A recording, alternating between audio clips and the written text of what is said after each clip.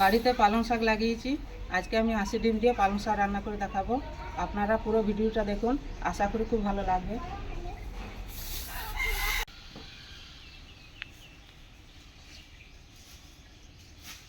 পালং শাক তুলে নেব। পালং শাক শীষ হয়ে গেছে, কচি কচি পাতা দেখে তুলে নেব।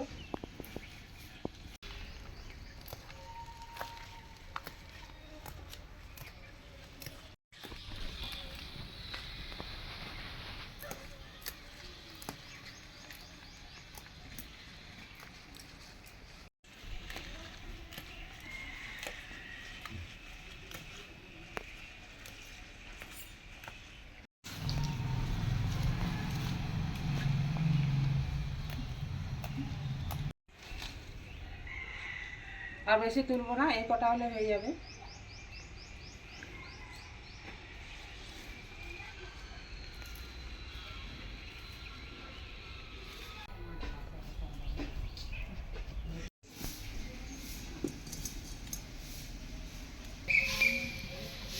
প্রথমে পালং শাক সেদ্ধ করে নেব। পালং শাক সেদ্ধর জন্য জল দিয়ে দেবো।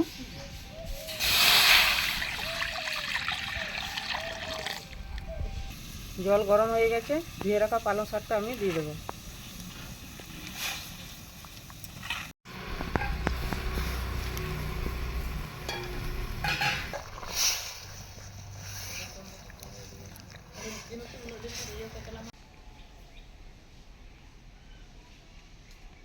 পালং শাক সেদ্ধ হয়ে গেছে, এবার ঠান্ডা জলে দিয়ে দেবো।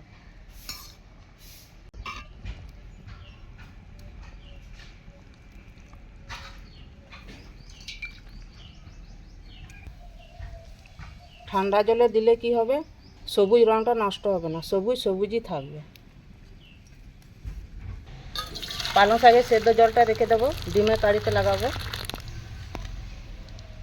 সেদ্ধর জন্য ডিম দিয়ে দিচ্ছি।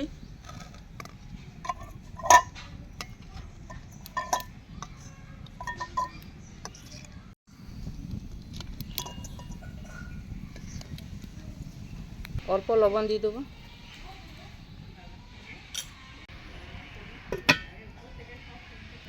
ডিম সেদ্ধ হতে থাক, আমি পালং শাকটা বেটে নিচ্ছি। আমি মিক্সার জারে বেটে নিচ্ছি, আপনার চাইলে শিলে বেটে নিতে পারে।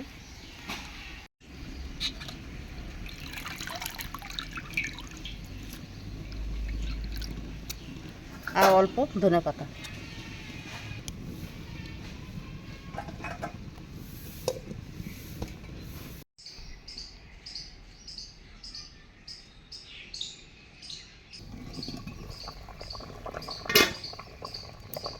ডিম সেদ্ধ হয়ে গেছে, তুলে নেব।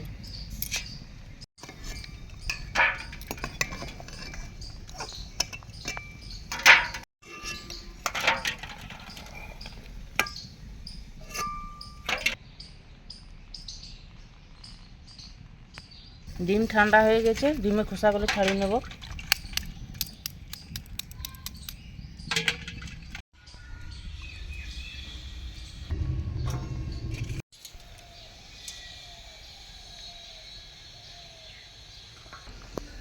ডিমের গায়ে দাগ কেটে নিচ্ছি, মশলাগুলো ভালো করে ঢুকবে।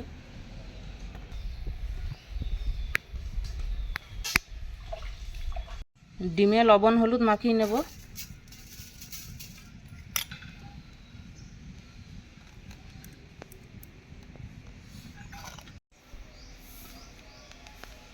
ডিম ভাজার জন্য তেল দিয়ে দিচ্ছি।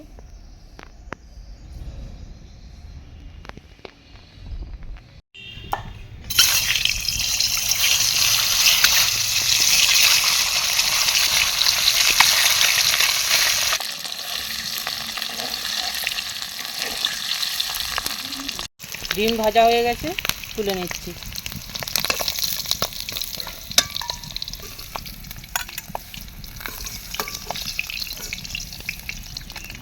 ওই তেলে ফোড়ন দিয়ে দিচ্ছি জিরে আর শুকনো লঙ্কা, কুচনো পেঁয়াজ।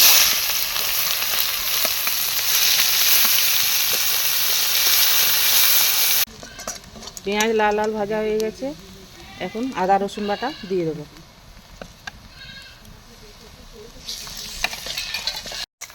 আদা রসুন কাঁচা গন্ধটা চলে গেছে, আর জিরে ধনে বাটা দিয়ে দিচ্ছি।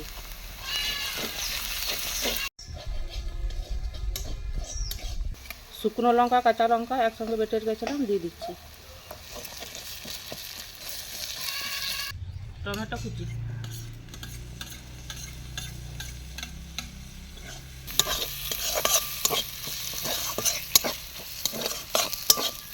হলুদ গুঁড়ো,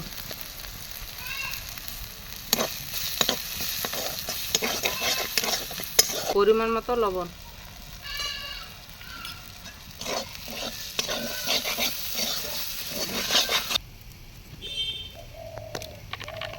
পালং শাক আর ধনে পাতা একসঙ্গে বাটা আছে দিয়ে দিচ্ছি।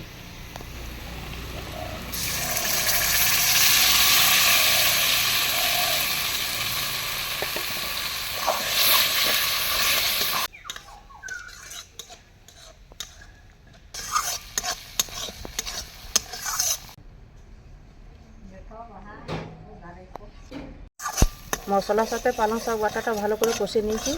এখন সেদ্ধ রাখা পালং সেদ্ধ জলটা দিয়ে দেবো।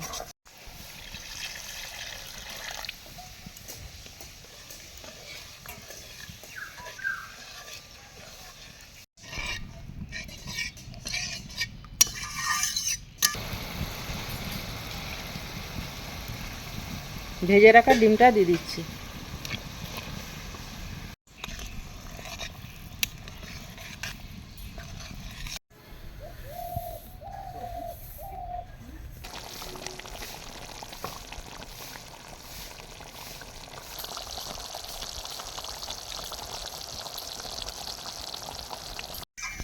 পালং শাক দিয়ে ডিমের কারি আমার হয়ে গেছে, এবার নামিয়ে নেব।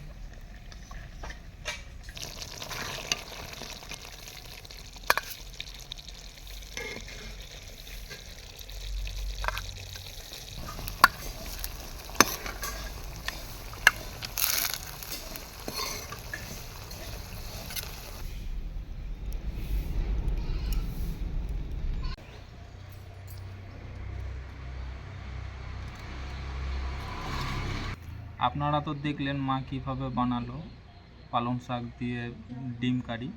আমাদের বাড়িতে আর কি কি রান্না হয়েছে দেখুন একবার। এটা সিম আলু নিম দিয়ে ভাজা, এটা হচ্ছে আলু শাক ভাজা, আর এটা হচ্ছে বেগুন সানা।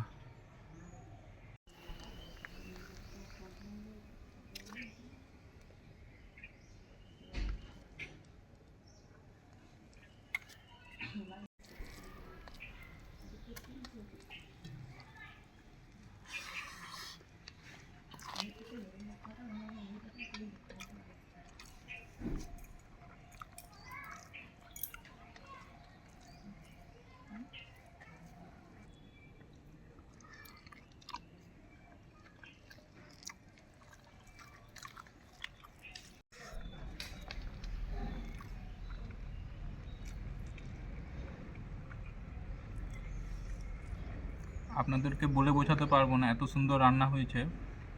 আমার রিকোয়েস্ট আপনাদের কাছে, আপনারা একবার বাড়িতে খেয়ে দেখবেন।